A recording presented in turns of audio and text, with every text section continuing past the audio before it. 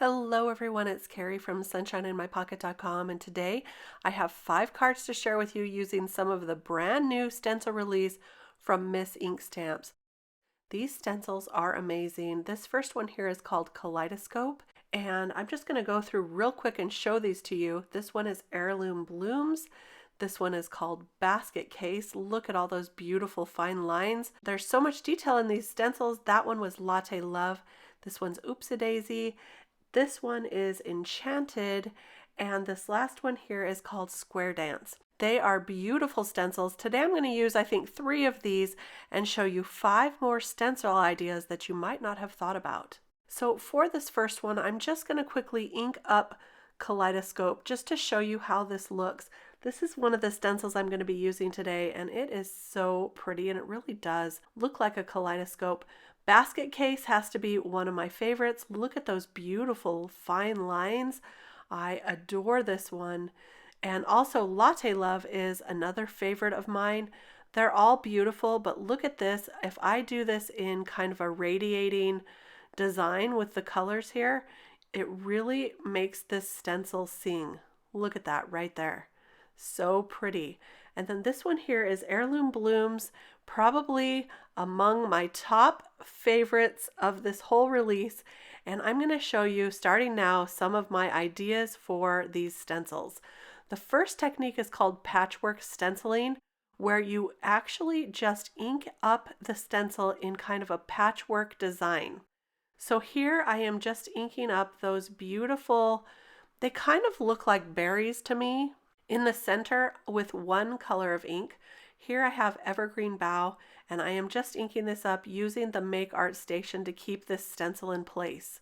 Now these are very fine lines on this stencil, which actually amazed me. I think this is probably one of the finest line stencils I've ever seen, but instead of using pixie spray to hold it down, I am using this new Make Art Station, which I have fallen in love with. It kept everything in place, even with all those fine lines.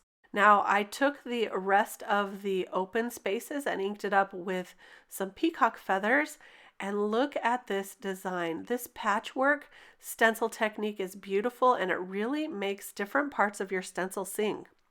So I'm going to go ahead and put this card together while we're here. I just have created a mat of black cardstock. I'm going to put that down on there. So I've cut this panel down just a little bit so that I could have that black peeking out of all the edges. And now I've cut out a sentiment that says lucky.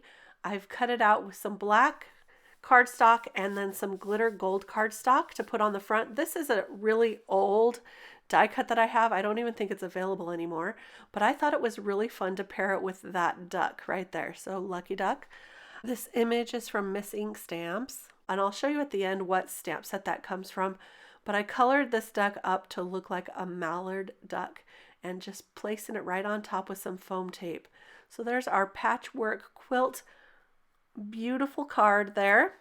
And now for the second technique, I'm going to take this basket case that I inked up earlier with some peeled paint, and I'm going to stack on top of it the Heirloom Bloom stencil.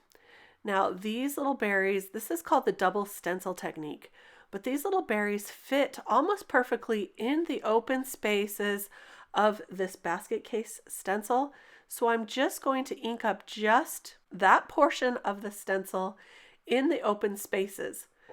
Now I did have to move the stencil around just a little bit to make it match up correctly, because obviously these weren't made to go together like this, but they are so beautiful when you use them together. So you're going to get a stencil within a stencil look here on this one, and I think it's so pretty, and it adds a lot of interest to the background as well. So I'm just going to finish inking that up, and look here. This looks so beautiful with those shades of green, and I'm going to turn that into a card in just a little bit. But first, let's go back to the Kaleidescope stencil that I inked up with a little bit of picked raspberry, and now I have some sticky embossing powder, and we are going to use this on the stencil to add some glitter. So I have some Versamark ink. This is a clear sticky ink, and this will allow me to kind of smush it through this stencil here, and then I'm going to pour some of that sticky embossing powder over the top. So it's only going to stick where that clear sticky ink was through the stencil. Just pouring that on here, and then I'll heat set that with my heat tool, but only just until it melts. How this works is you just want it to barely melt. You don't want to heat it too long or it will lose its stickiness. So you'll see here that I'm going to remove that station so that I have my heat resistant craft mat here. And I'm just going to heat that through just until it melts. So that's what makes it sticky. And I'm going to add this Dazzle dust from Miss Ink Stamps. This is the pink flamingo, and it is beautiful because it is pink, but it also has an iridescent shift to it, so it changes colors in the light. I hope you can see that there. It's really, really pretty. So I just put that on, heat it up just a tiny bit more, and it is stuck there now. For the fourth idea that I'm sharing today is to add some gems to your stenciling. Now I already did some radiating stencil techniques to this one, and now it just lent itself so beautifully to adding some gems. So I added those blue gems all the way around and a green gem in the center, which I actually ended up removing because I decided to put this Hello die cut right in the center. This is another really old die cut that I've had in my stash for a long time, but I'm sure you have plenty of Hello die cuts that you can choose from. I just went ahead and glued that right to the center to create a simple but very eye-catching card.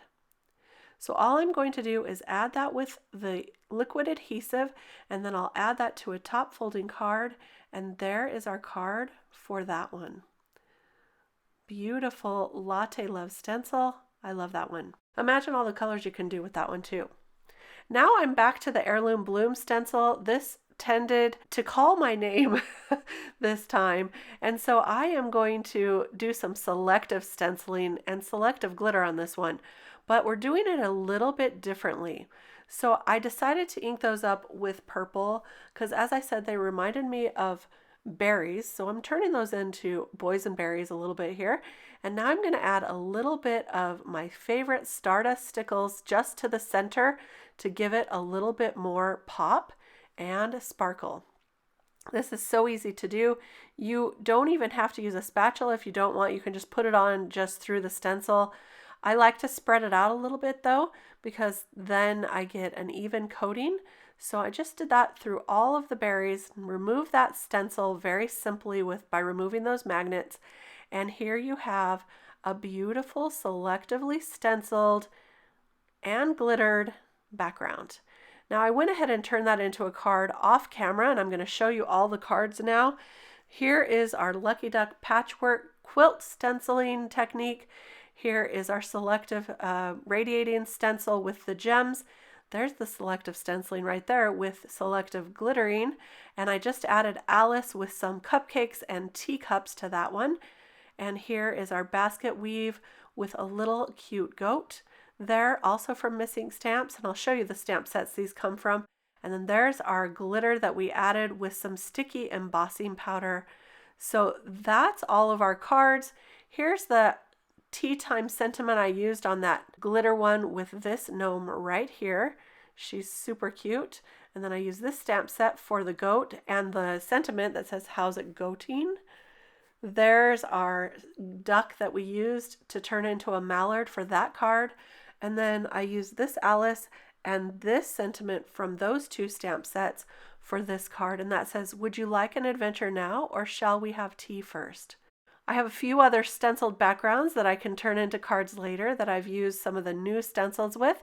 I hope you enjoyed this look at 5 more stenciling techniques and that it gave you some ideas maybe to try some patchwork stenciling or some selective stenciling with glitter. One of the best comments I got on my preview to this card was, "Tea is a perfect prelude to adventure," and I agree. How about trying sticky embossing powder with adding some glitter, or some radiating stenciling with some gems? Maybe try some double stenciling techniques like we did here. This was really fun for me to create. If you enjoyed this video and these techniques, please give me a thumbs up on this video and be sure to subscribe to the channel. I'll see you next time. Bye-bye.